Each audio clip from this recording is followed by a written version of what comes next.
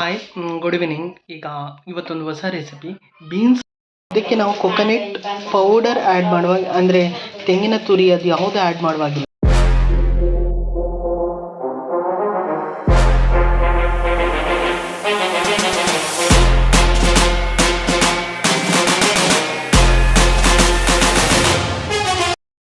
Hi, good evening. ಈಗ ಇವತ್ತೊಂದು ಹೊಸ ರೆಸಿಪಿ ಬೀನ್ಸ್ ಪಲ್ಯನ ಯಾವ ರೀತಿ ಮಾಡ್ಬೋದು ಅಂತ ತೋರಿಸ್ಕೊಡ್ತೇನೆ. ಅದು ಮ್ಯಾಂಗ್ಳೂರ್ ಸ್ಟೈಲ್, ಓಕೆನಾ. ತೆಂಗಿನ ತುರಿ ಅದು ಯಾವುದು ಆ್ಯಡ್ ಮಾಡುವಾಗಿಲ್ಲ. ಇದರಲ್ಲಿ ಮೆಣಸು, ಜೀರಿಗೆ, ಕೊತ್ತಂಬರಿ ಮತ್ತು ಸಾಸಿವೆ, ಬೆಳ್ಳುಳ್ಳಿ ಇದನ್ನೆಲ್ಲ ಹಾಕಿ ಜಸ್ಟ್ ಅದನ್ನು ಗ್ರೈಂಡ್ ಮಾಡಬೇಕು, ಆಯಿತಾ. ಮಿಕ್ಸ್ ಮಾಡಬೇಕು ಈ ಥರ. ನನ್ನದು ಮಿಸ್ ಆಯಿತು. ಆಮೇಲೆ ಬೀನ್ಸ್ನ ಈ ಥರ ಬೇಯಿಸೋಕ್ಕೆ ಇಡಬೇಕು. ಇದಕ್ಕೆ ಬೀನ್ಸ್ಗೆ ಏನು ಮಾಡಬೇಕು ಅಂದರೆ ಉಪ್ಪು ಹಾಕಿ ಬೇಯಿಸೋಕ್ಕೆ ಇಡಬೇಕು. ಇದಕ್ಕೆ ಎಷ್ಟು ಸಾಕು, ನೀರು ಎಷ್ಟು ಬೇಕು ಅದು ನಿಮ್ಮ ಅಂದಾಜಲ್ಲಿ ಹಿಡ್ಕೊಬೇಕು.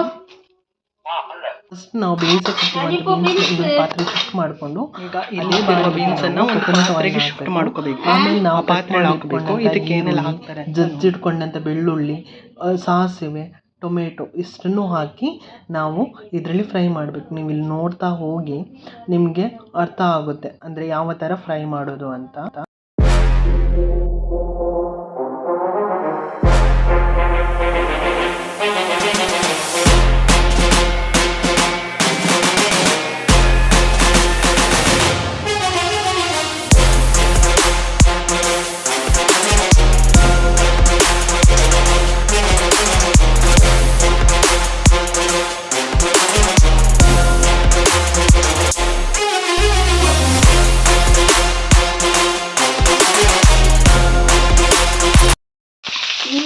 ಆನಿಯನ್ ಮತ್ತು ಗ್ರೀನ್ ಚಿಲ್ಲಿ ಅದೆರಡು ಕೂಡ ಆ್ಯಡ್ ಆಗಿದೆ.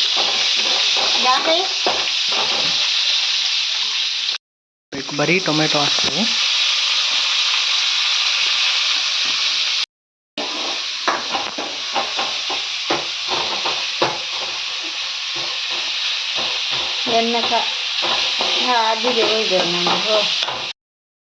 ಅರಶಿನ ಆ್ಯಡ್ ಮಾಡಬೇಕು ಇಷ್ಟಕ್ಕೆ. ನಾವು ರುಬ್ಬುವಾಗ ಆ್ಯಡ್ ಮಾಡಲಿಲ್ಲ, ಈಗ ಆ್ಯಡ್ ಮಾಡ್ತಾ ಇದ್ದೇವೆ.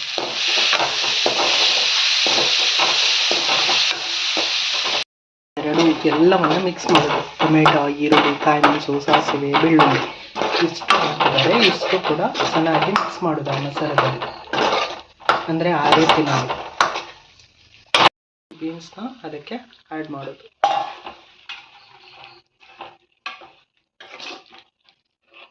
ಮಸಾಲ ಅದು ಅರಿಪು ಏನಿದೆ ಅದು ತುಂಬ ಚೆನ್ನಾಗಿ ಮಿಕ್ಸ್ ಆಗಬೇಕು. ಎಲ್ಲ ಆದಮೇಲೆ ಒಂದು ಸೆಕೆ ಬೇಯಲಿಕ್ಕೆ ಬಿಡಬೇಕು. ಅದು ಬೇಯಬೇಕು ಸ್ವಲ್ಪ, ಆಯಿತಾ. ಇಷ್ಟು ಡ್ರೈ ಆಗಬೇಕು. ಈಗ ಅದ್ರ ಮೇಲೆ ಕೊಕೊನೆಟ್ ತುರಿಯನ್ನು ಹೀಗೆ ಉದುರಿಸ್ಬೇಕು, ಮಿಕ್ಸಪ್ ಮಾಡಬೇಕು. ಉದುರಿಸಾದ್ಮೇಲೆ